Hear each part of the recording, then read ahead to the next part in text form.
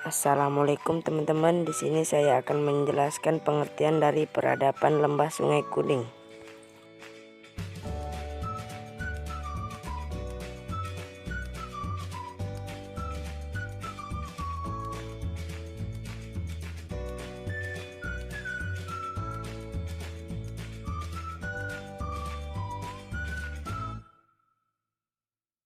Letak geografis peradaban Sungai Kuning adalah Sungai Kuning bersumber di daerah pegunungan Qinglun di Tibet.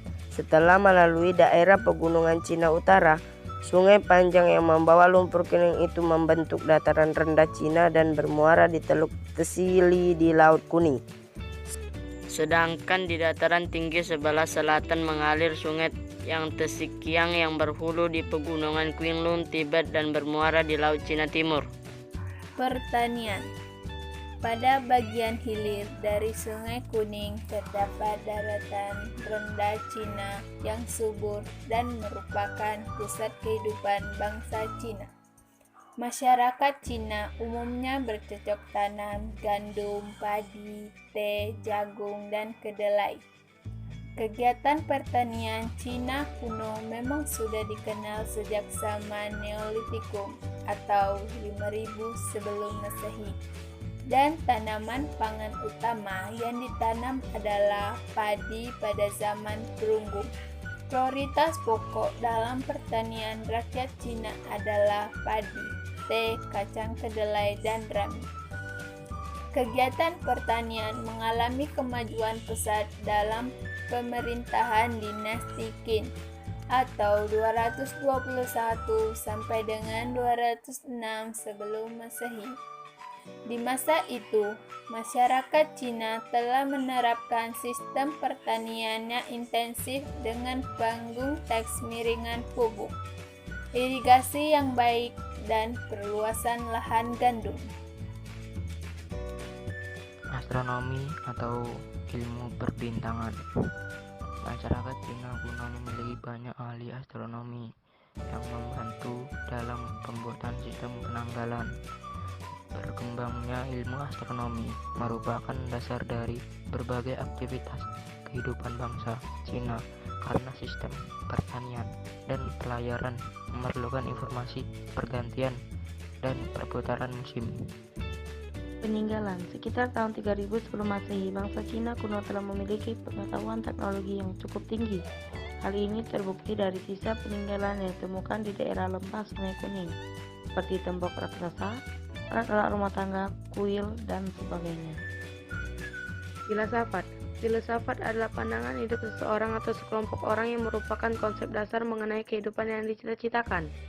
Filsafat juga diartikan sebagai suatu sikap seseorang yang sadar dan dewasa dalam memikirkan segala sesuatu secara mendalam dan ingin melihat dari segi yang luas dan menyeluruh dengan segala hubungan. Konghucu. Pada masa pemerintahan dinasti Zhou, filsafat Cina berkembang dengan pesat karena lahirnya 3 ahli filsafat Cina, yaitu Laozi, Kongfuzi atau Konghucu, dan Mengzi Laozi, menuliskan ajarannya dalam buku berjudul Tao Te Ching. Beliau menjunjung tinggi semangat keadilan dan kesejahteraan yang kekal dan abadi yang dinamakan Tao. Ajaran Laozi disebut Taoisme dan mengajarkan manusia untuk menerima nasib. Ajaran Kongfuji juga berdasarkan pada Taoisme. Menurut Kongfuji, Tao adalah kekuatan yang mengatur alam semesta ini sehingga tercapai keselarasan. Penganut ajaran Taoisme meyakini bahwa bencana yang terjadi di muka bumi merupakan akibat dari ketidakpatuhan manusia pada aturan Tao. Ajaran Kongfuji yang mencakup bidang pemerintahan dan keluarga telah memberikan pengaruh yang begitu besar bagi masyarakat Cina, karena memengaruhi cara berpikir dan sikap hidup sebagian besar bangsa Cina. Menurut Kongfuji, masyarakat terdiri dari keluarga dan dalam keluarga, seorang bapak merupakan pusatnya. Oleh karena itu, raja harus memerintah dengan baik dan bijaksana, serta rakyat harus hormat dan taat pada raja seperti hubungan bapak dan anak yang seharusnya. Lain halnya dengan Kongfuji. Mengzi yang merupakan murid Kongfuji mengajarkan pengetahuan kepada rakyat jelata dan menurut ajarannya, rakyatlah yang terpenting dalam suatu negara. Filsafat. Filsafat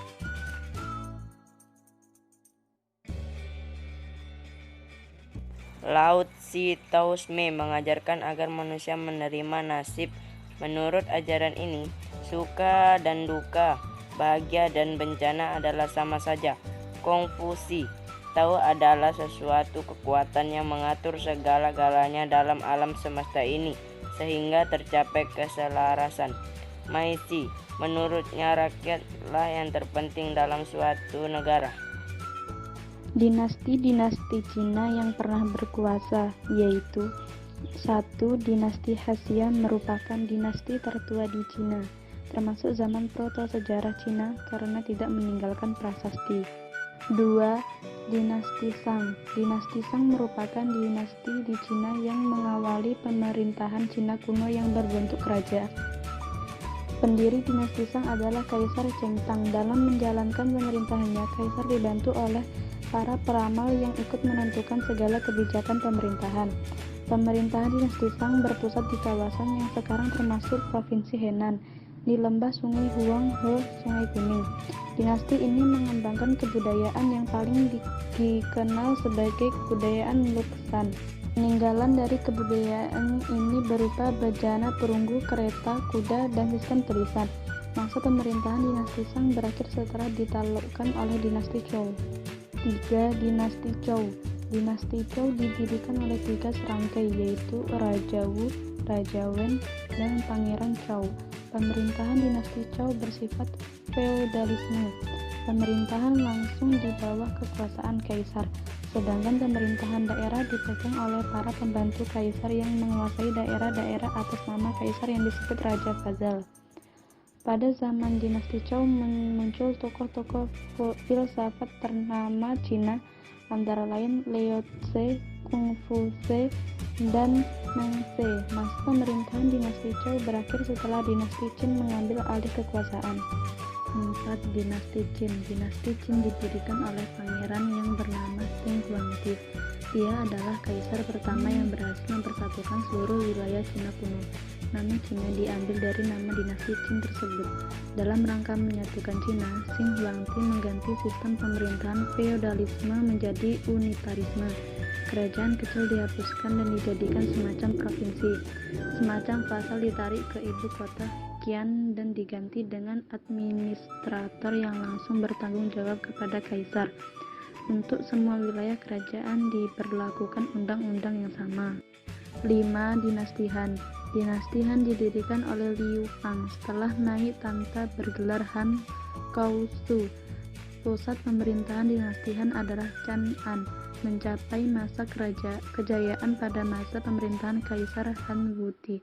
Kerajaan Cina meliputi Asia Tengah, Korea, Manchuria Selatan, Henan, Xinjiang. Pada masa dinasti Han dibangun Jalan Sutra, yaitu jalan yang menghubungkan Cina dengan Asia Tengah, Kashmir, dan bahkan sampai ke Asia Barat bertemu dengan jalur Romawi.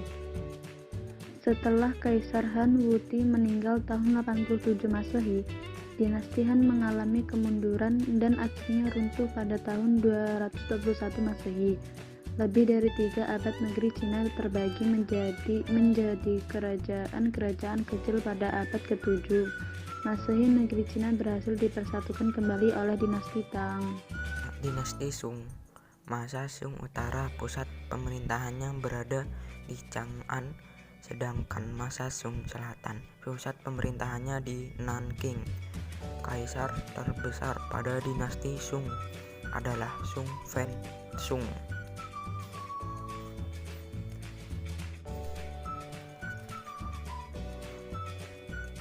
Dinasti Tang merupakan salah satu dinasti terpenting di negeri Cina. Dinasti Tang didirikan oleh Xin Min yang terkenal dengan nama Kaisar Tang Taitung. Ibu kota dinasti Tang bernama Xianfu. Pada masa ini kesenian dan kebudayaan berkembang pesat. Pada bidang seni syair dan seni lukis terdapat seniman yang terkenal seperti Li Taupu, Tu Fu, dan Wang Wei.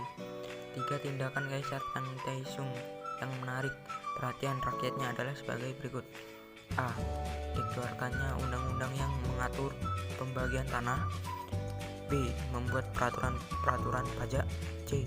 Membagi kerajaan Cina menjadi 10 provinsi. Pada abad ke-10 Masehi, dinasti Tang runtuh dan negeri Cina kembali mengalami kekacauan. Kekacauan ini baru berhasil diatasi pada tahun 960. Untuk selanjutnya, berdirilah dinasti Sung. Dinasti Mongol atau Yuan. Dinasti Yuan didirikan oleh Kubilai Khan yang berasal dari Mongolia. Oleh karena itu, dinasti ini dianggap sebagai pemerintahan asing. Ibu kota pemerintahan dinasti ini berada di Peking. Dinasti Ming. Pada masa dinasti Ming, Cina diperintah oleh bangsa sendiri dengan ibu kota pemerintahan di Nanking. Dinasti Ming ini merupakan pemerintahan nasional yang ditimbul sebagai reaksi atau pemerintahan asing Mongol. Pendiri dinasti Ming adalah Tung Yuan Cheng yang bergelar Ming Taishu. Kaisar yang terkenal pada masa dinasti Ming adalah Ming Chengshu yang lebih dikenal dengan nama Yongle. Pada masa Yongle ini, ibu kota kerajaan dipindahkan dari Nanking ke Peking. Yongle juga mengirimkan ekspedisi ke seberang lautan di bawah pimpinan Laksamana. Dinasti Manchu. Dinasti Manchu merupakan dinasti terakhir di Cina dan merupakan dinasti asing karena berasal dari Manchuria yang berhasil meruntuhkan dinasti Ming.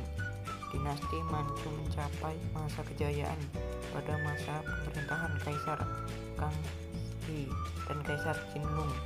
Pada tahun 1911 terjadi revolusi Cina di bawah pimpinan Sun Yat-sen dan berhasil menggulingkan kekuasaan Manchu. Kemudian berdirilah Republik Cina dengan presidennya Sun Yat-sen. Sejarah tembok besar Tiongkok dimulai ketika benteng dibangun oleh berbagai negara selama zaman musim semi dan musim gugur atau 771 sampai 476 before Christ dan negara perang atau 475 sampai 221 before Christ dihubungkan oleh Kaisar pertama Tiongkok Qin Shi Huang untuk melindungi dinasti Qin yang baru didirikannya atau 221 sampai 206 before Christ terhadap serangan oleh suku-suku bangsa nomaden dari Asia Dalam. Tembok-tembok ini dibangun dari tanah yang dimanfaatkan, dibangun menggunakan sistem kerja paksa. Pada tahun 212 before Christ membujuk dari Gansu ke pantai Murci Selatan. Meskipun mereka jarang mengikuti rute Qin, Han memperpanjang benteng terjauh ke barat. Qi membangun sekitar 1,600 km atau 0,994 mi tembok baru, sementara Sui mengerahkan lebih dari 1 juta orang dalam upaya pembangunan tembok mereka. Sebaliknya Tang atau 618 sampai 907, Song 960 sampai 1279, Yuan 1271 sampai 1368 dan Qing 1604 sampai 1911. Sebagian besar tidak membangun tembok perbatasan melainkan memilih solusi lain untuk ancaman bangsa-bangsa Asia dalam seperti kampanye militer dan diplomasi. Meskipun merupakan sebuah pencegah yang berguna terhadap serangan, pada beberapa periode sepanjang sejarah, tembok besar gagal menghentikan musuh, termasuk pada tahun 1644 ketika Qing Manchu berpawan melewati gerbang lintasan Shanghai dan menghentikan dinasti yang paling bersemangat membangun tembok, Ming, sebagai penguasa Tiongkok. Hasil peninggalan kebudayaan Cina. Seni sastra. Pada zaman Cina kuno, perkembangan seni sastra tidak dapat dipisahkan dengan perkembangan tulisan. Pada awalnya, huruf Cina dibuat dengan sangat sederhana, yaitu satu lambang menunjukkan satu pengertian. Seni bangunan. The Great Wall of China. The Great Wall of China adalah tembok besar Cina. Tembok raksasa Cina ini dibangun dalam waktu 18 abad. dan selesai pada masa kekuasaan dinasti Ming. Bangunan kuil. Kuil Dewa Beijing. Bangunan kuil adalah tempat suci, tempat pemujaan para dewa. Kuil yang terkenal di Cina adalah kuil Dewa Beijing. Kuil ini terbuat dari batuan pualam yang dikelilingi oleh 3 pelataran yang indah, dan di bagian tengah terdapat tangga yang terbuat dari batu pualam. Istana. Istana Kaisar Cina. Istana Kaisar atau Raja Cina dibangun dengan sangat megah dan indah dengan tujuan sebagai tanda penghormatan terhadap kaisar atau raja. Seni kerajinan. Seni kerajinan masyarakat Cina adalah lukisan dan keramik.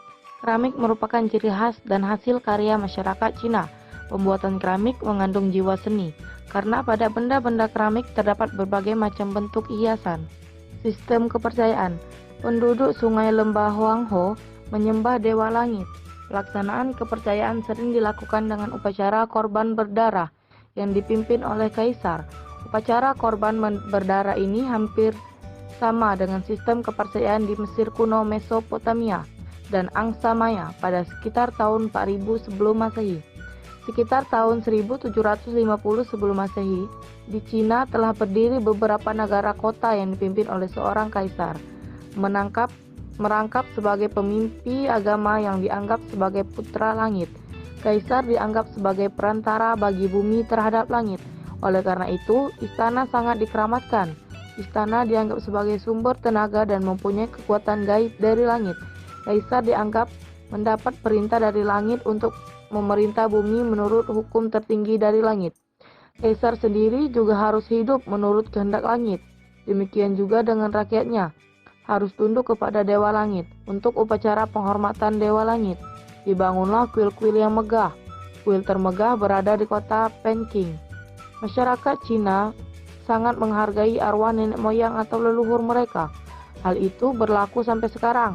Selain menyembah Dewa Langit dan menghormati nenek moyang, bangsa Cina kuno juga menghormati kekuatan-kekuatan alam yang dianggap berpengaruh besar terhadap kehidupan manusia.